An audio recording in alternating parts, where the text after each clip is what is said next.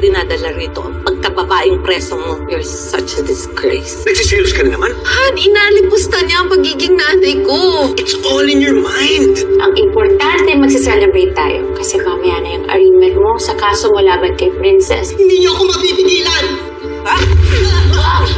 Nahanap mo na mama mo? Wala pa rin eh. Eh, paano yan? Kailangan ko ng report sa mga polis na nawawala nga si Mama. Nasaan yung hayop na yun? I pleaded not guilty. Dadalhin na raw ako sa city jail para doon na magantay ng next hearing. Suot mo to. Meron din ako. Buti nga sa'yo. Ikaw na talaga yung prinsesa ng city jail. Charlene, hindi dapat makulong si Princess. Wala siyang kasalanan. Gawa-gawa lang nila ang lahat. Anong sinasabi mo, Alin? May kasalanan ako nagawa. Leilani? Dapat dati pang pinatay na kita eh! Bakit nga ba hindi mo na lang sabihin sa akin sa phone, Leilani? Ano ba talaga ang dapat ipagtapat mo? Wala ka na matatakbuhan! Ayoko nang tumakbo!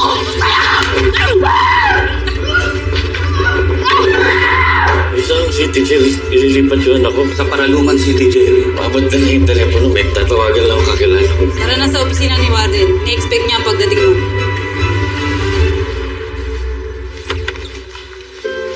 Ma'am,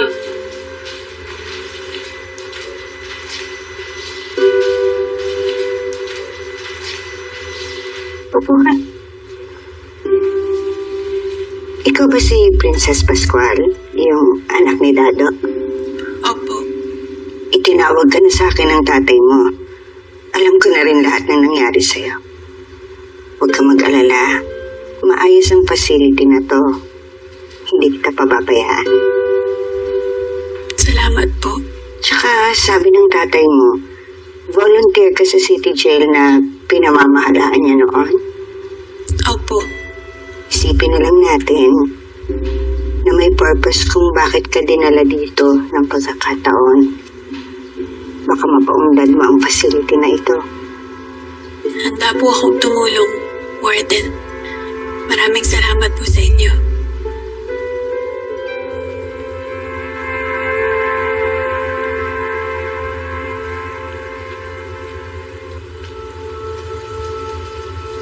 Leilani? Leilani?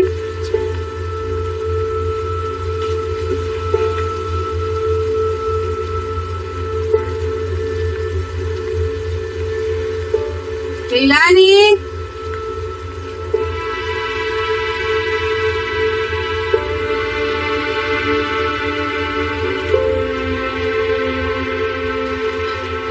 Leilani? Leilani? Leilani? Leilani? Leilani? Gumising ka! Gumising ka! Tulong! Leilani! Leilani!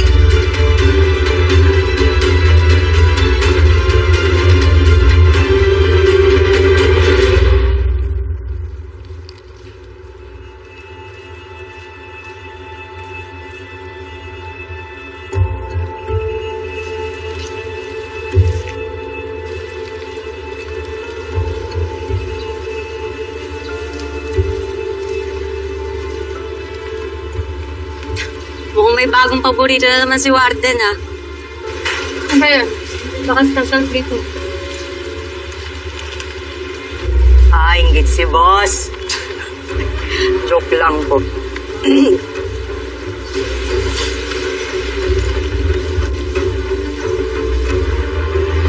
Huwag masyadong panginaan ng loob, bro. Okay? Baka naman mamaya, may inaasikaso lang yung mama mo somewhere. Diba? Babalik din yun. Sana nga eh. Alam mo, ngayon ko lang narealize kung gaano siya kahalaga sa akin. Pero, iniisip ko rin, hindi kaya kusang umalis siya para iwasan ako. Bakit naman niya gagawin yan? Boss, dalawang buko. Hindi ko pa rin kasi makalimutan yung sinabi niya sa akin. Gusto ko nang lumayanan. Gusto ko nang itama ang mali. Kailangan gumawa ako ng plano. Kailangan may plano ko para masiguradong hindi ka madadamay, anak. Eh, hindi daw madami sa gagawin niya. Kasi yun niya daw mapahamak. Kaya naisip ko na Kaya siya umalis. Kaya hindi siya nagpapakita. Eh, ano bang ka natatakutan niya? Ano bang nangyayaring masama sa'yo? Gumisi ka! Tulong! Tulong! Leilani! Leilani!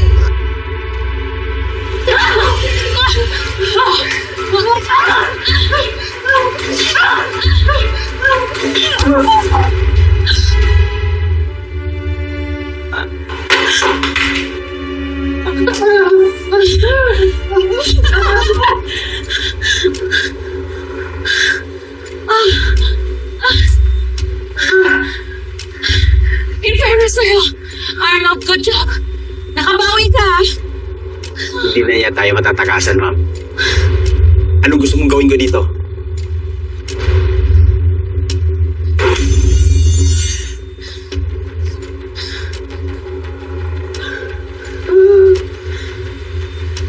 Mamatay ka na. Ano bang hinihintay mo?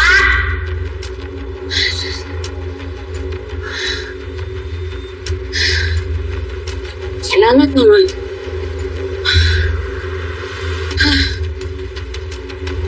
Text ko kaya si Charlene. I-set up na ulit siya.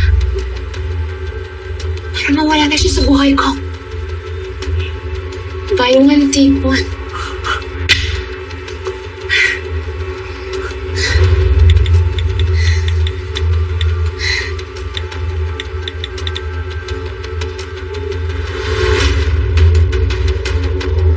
Kumanda ka, Charlene. Dahil ibabalik kita sa kulungan kung saan ka nararapat. Magsama kayo ng anak mong kriminal!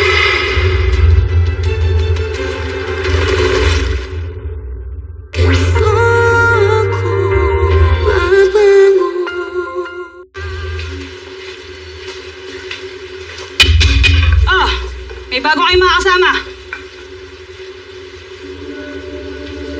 Dito ka ma-assign, Princess. Dito pwesto mo.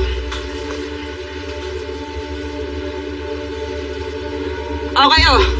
Kayo nang bahala kay Princess, ha? Yes, ma'am. Huwag niyo siyang ibubuli. Yes, ma'am. Kaibigan ni Warden ang tatay niyan. Dati siyang volunteer sa City Jail. Kaya sanay na siyang makisama. Oh, nagkakaintindihan ba tayo? Yes, ma'am. Oh, Princess. Maiwan na kita. Sige po. Salamat po. Ayusin niyo yung mga gamit dyan. Ganda, dito ka na ganda. Salamat po.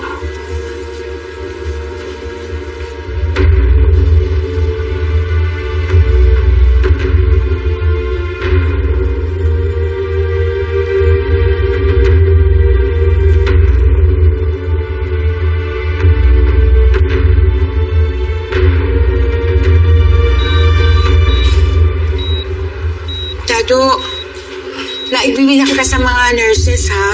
Tapos yung doktor mo, padating na. Alis na muna ako. Pupunta ako si Princess, ha? Hindi, okay na. May nakausap na ako para magbantay sa kanya eh. Hindi mo siya kailangan puntahan. Di mabuti naman pala kung ganun.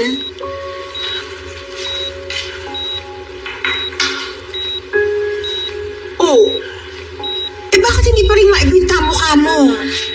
Nag-aalala pa rin kasi talaga ako eh. Dado, ano ka ba? Sanay si Princess sa kulungan. Doon lumaki yun eh. Iba ang kulungan. Iba rin naman si Princess natin, di ba? Palakaibigan. O, mabait, masipag, magalang, o lahat ng mana sa kanya na. Kaya sigurado ako ang loob ng mga tao doon makukuha niya. Kaya bawal na sa'yo mag-stress, tingnan mo, bawal yan, sabi ng doktor. Alam ko naman yun eh, pero hindi lang talaga ako mapakali. Punta ako na lang kaya yung anak ko. Sige na. Dado, sabi ng mga doktor, magpahinga ka, hindi ka pa pwedeng umuwi. Si Dado, ano kung may mangyari sa'yo? Di lalong kawawa naman yung prinsesa natin. Ha? Magpagaling ka para magalo mo na si Princess, ha?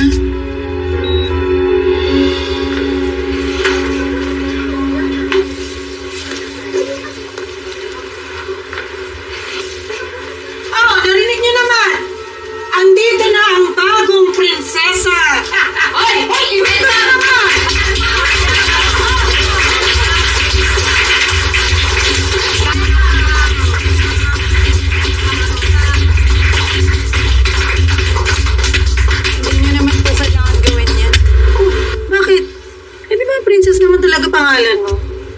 Sabi ni jail guard, malakas ka daw kay Warden. At, boss, dati pa yung volunteer. May pinanggalingan. So, ibig sabihin, princess, sanay ka na sa ganito.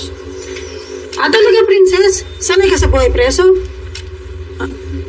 Opo, hindi na po bago sa akin yung gantong environment. Kung sabihin ko sa'yo na ibang kalakal ko dito.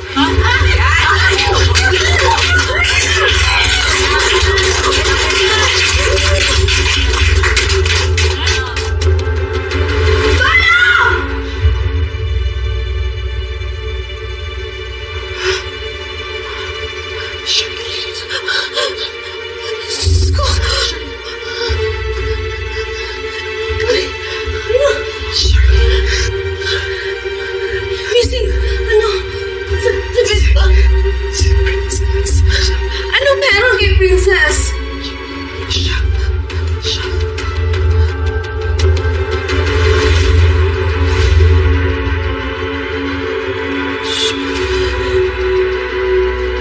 Ano meron kay Princess? Leilani, huwag kang bumitaw. Leilani!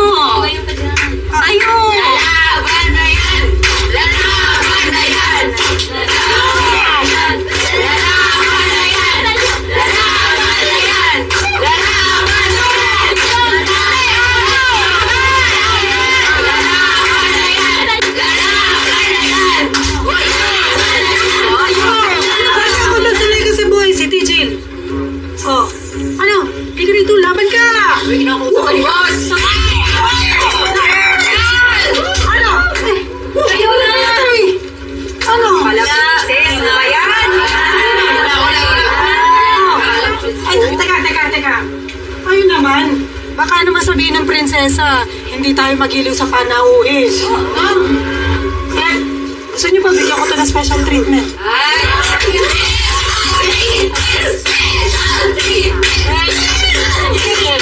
Para sa mahal na prinsesa.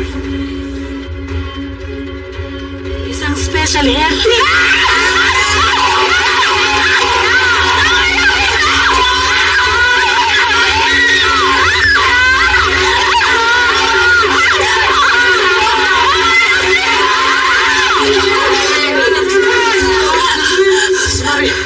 Ano ba to? Ano? Ano bang gusto nyo gawin natin dito, ha? Dito. Body massage? Yeah! Body massage! Body massage! Mahal na prinsesa. Soft, medium, high. Tama na po, please.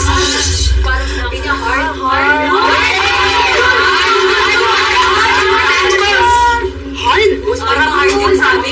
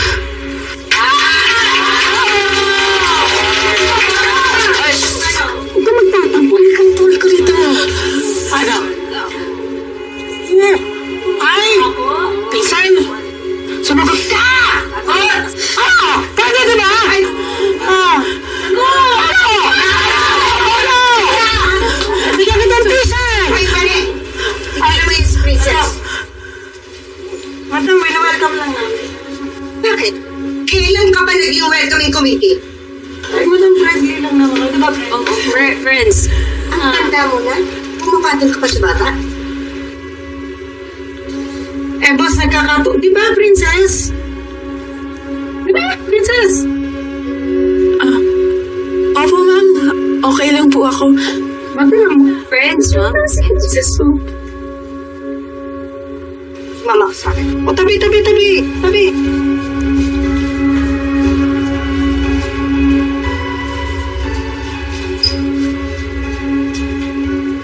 Naku, boss. Patay ka na. Susumbong ka nun. Boss, matasali sa record mo, boss. Paano na yung parol mo, boss? Lagot! Lagot ka talaga. Lagot kayong dalawa sa akin. Wait lang, boss. Lagot ako.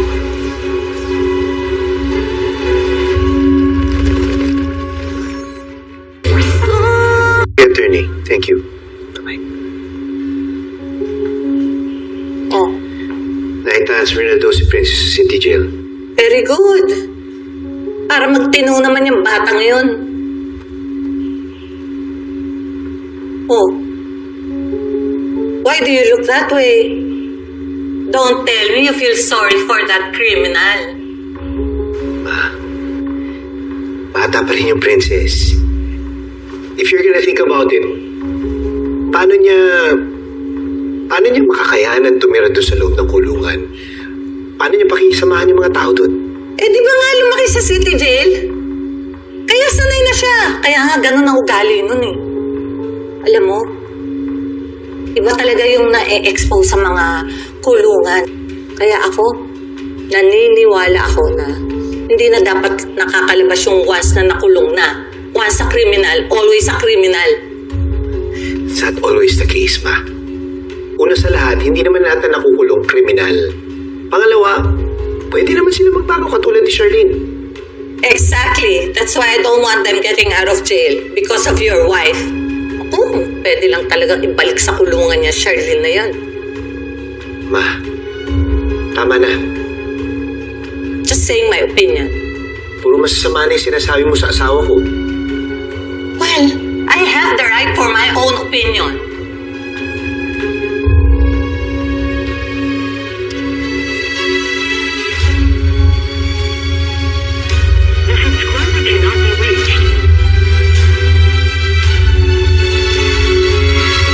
Naalala mo ba to? Don't worry. Hindi kita sasaksakin.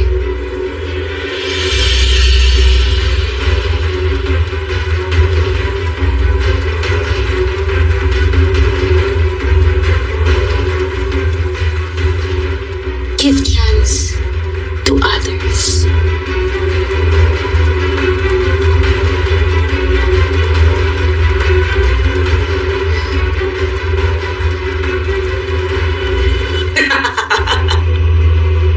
Alam mo, sasaksakin ko siya? No. Eh, sino yung makukulong kapag namatay ka? Siya. And I will live happily ever after.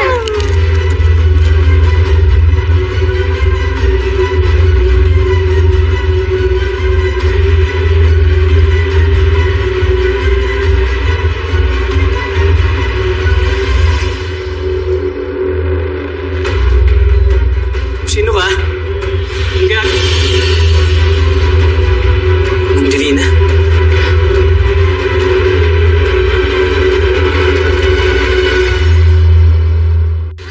Linda, di ba? Anong ginawa mo? Nakita ko lang. Wala. Pinatay mo sila? Hindi. Mamamatay tao ka! Mamamatay tao ka! Arnold! Arnold ka!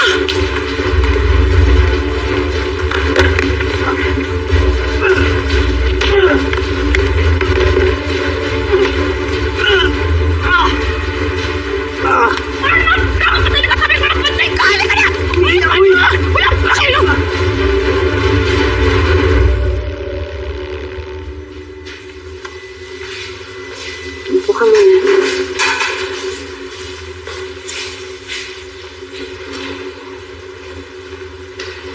Mag-spray ka muna. Mukha ka ng puwa. Salamat po.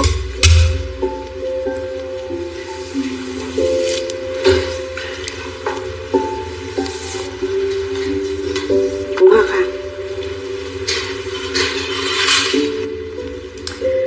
Huwag ka mag-alala.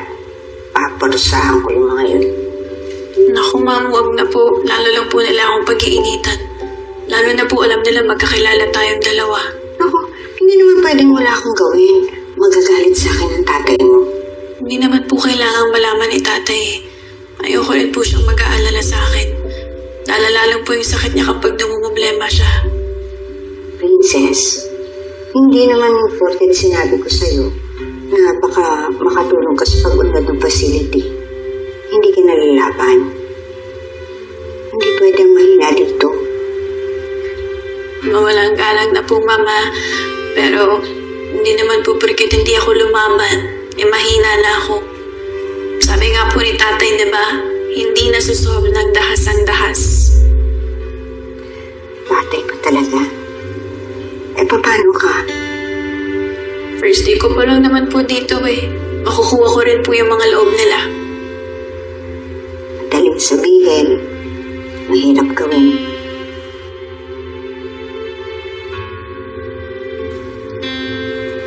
Pwede po ba akong manghingi?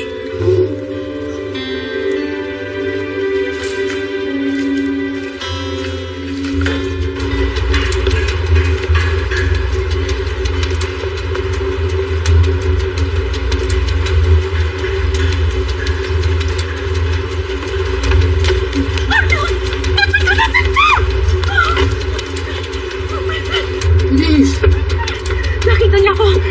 Sundan natin siya! Bata na yan!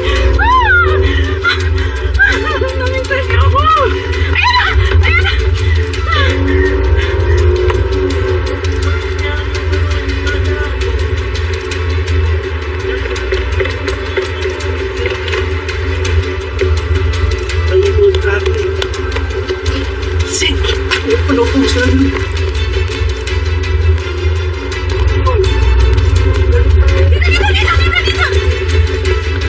Oh my God! Pusinahan mo! Lintik! Ano ba yan? Buwata ka! Buwata ka! Para masalubang natin siya doon! Nakita niya ako, Arnold! Ang bata na yun? Saan na siya?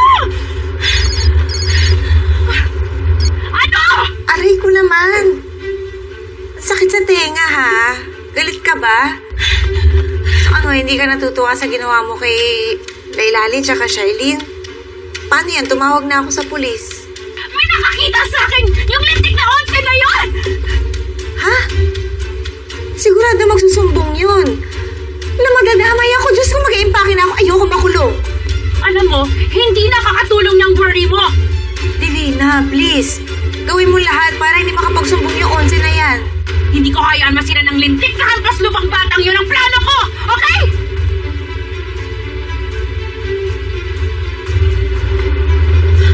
Tara na, Arna! Tara na!